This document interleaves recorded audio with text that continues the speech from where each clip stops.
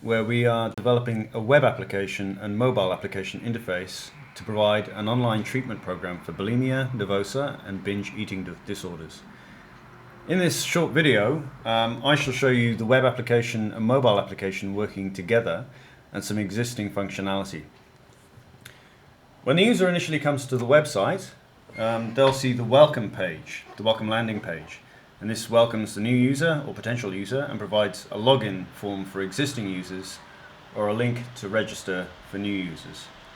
We'll just create an account here by going to the register page. And I have an email set up, bogus email set up for Sebastian Ash. So I'll create an account for Sebastian Ash. And I have to enter the usual details on a registration page, such as my email address, which I then have to confirm.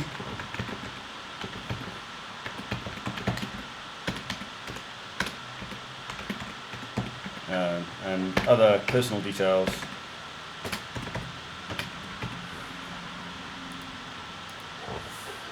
Such as my height, and my age, and my weight, and all of these fields are compulsory at the moment, but whether they're compulsory or not can be changed at a later stage. Also, things like how I was referred to this website. There are a number of options here which are actually populated by a content management system, and I included "don't remember" here a field here, so it's not too arduous for the user to get through this field. I mean, even though we want to know how a user has been referred to our site, we don't want to make the registration process too arduous. And a password field, I'll put password in here, confirm, and also a checkbox to say that the user agrees to receive communications from CEDD. Now, when I register, the website then sends me a confirmation email with my username and password, which then tells me how to log into the site, and then automatically logs me onto the website as the user I've just registered as. So we'll just let that complete. And there you go, I'm logged in as Sebastian here. And if I look at my email, I've just received an email now from the Boden Binge Eating project, and it basically tells me that I have successfully registered with the project, and my username and password, which I can store for login purposes at a later stage. Now, even though I've been logged in, I haven't actually been given access to any of the sessions here. If I click on any of the sessions, it tells me that I must complete the previous sessions, and I can change that to complete some initial form that tells us whether or not I'm suicidal or whether or not it's appropriate for me to do this course. So to actually give access at this point in time, we can either automate the process and or make it a manual process where an administrator goes into the website and gives the user access. So this is the new user, Sebastian. I'll just log in as an administrator into the into the administrative interface, and I'll go in and I'll change his access so he has access to the first slide.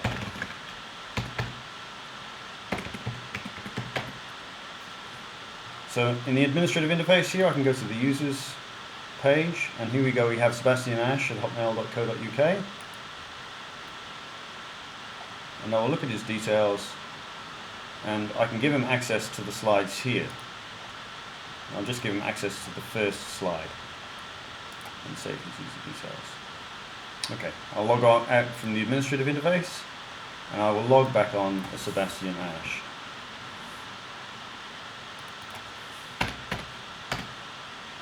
By the way, the registered users to the site, the participants of this program, do not have access to the administrative interface. So, Sebastian Ash at hotmail.co.uk, password, and I will log in. Now once I've logged in, the sessions here are on the left-hand side, and the ones I have access to are highlighted in a light shade of green. If I try accessing any of those sites that are out of turn, I get a warning message that says that I must complete previous sections sequentially before selecting this task. So let's go to the first slide here, and you'll see that it's a welcome user session with a short video.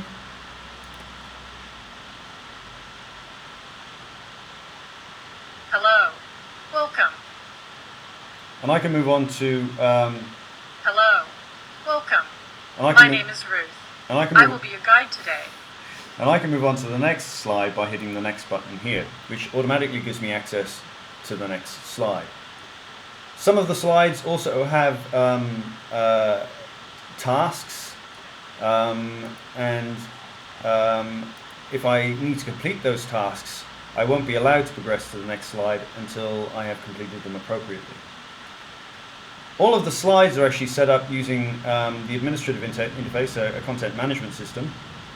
For instance, if I wanted to change the title of this slide from welcome user, and by the way, if I've been to a slide and I've been given access to it, I can actually navigate to the different slides by the left-hand panel here.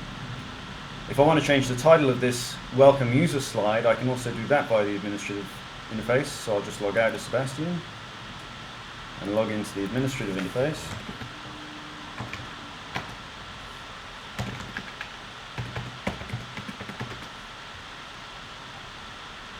And go to the first welcome slide here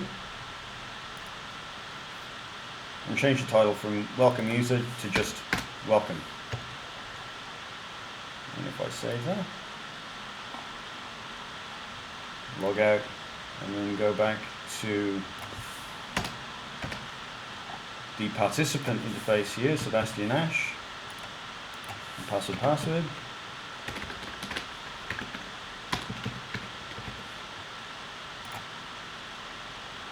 You can see now here that welcome user title has changed to just welcome.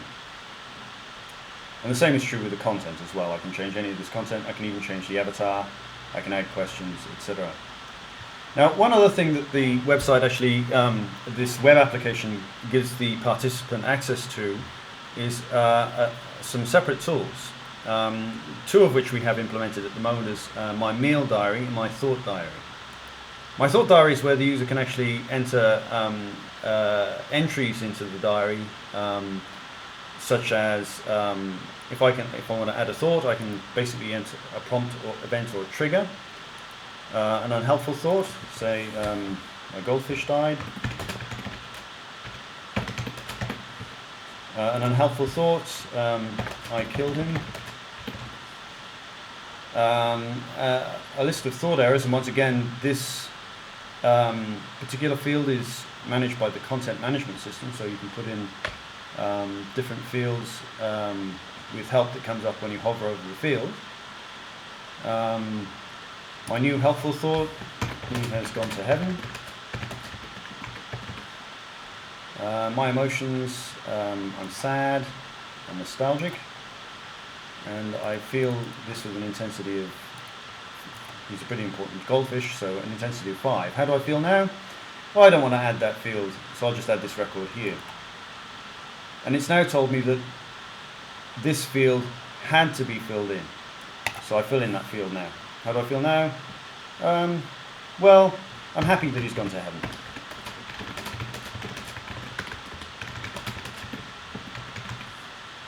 And I now add the record.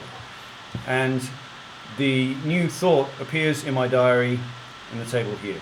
And the fields that can be shown in this table can be changed,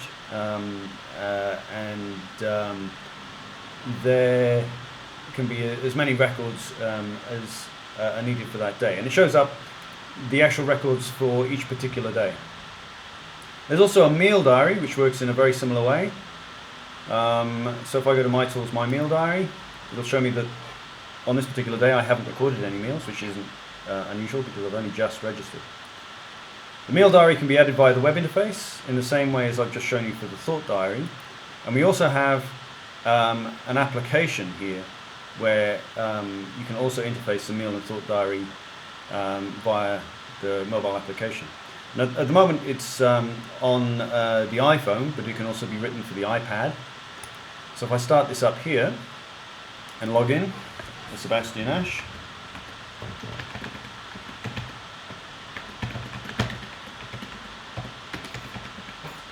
Password. Logs me on, and I can actually go to my meals, and it tells me that nothing's recorded, and I can basically add a meal in this interface. So the time I woke up was, let's see, 9 o'clock. Make it a little earlier, say 7 o'clock. I ate my breakfast at 9 o'clock.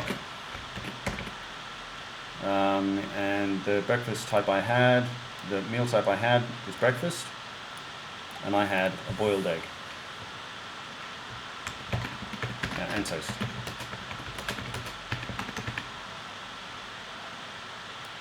And and a cup of coffee.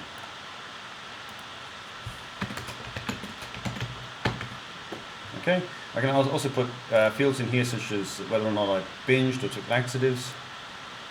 And I don't want to add anything else, so I'll just add that meal. And now I add that meal, it tells me that the meal is uploaded successfully, and then takes me back to the diary and shows me the meal that I added.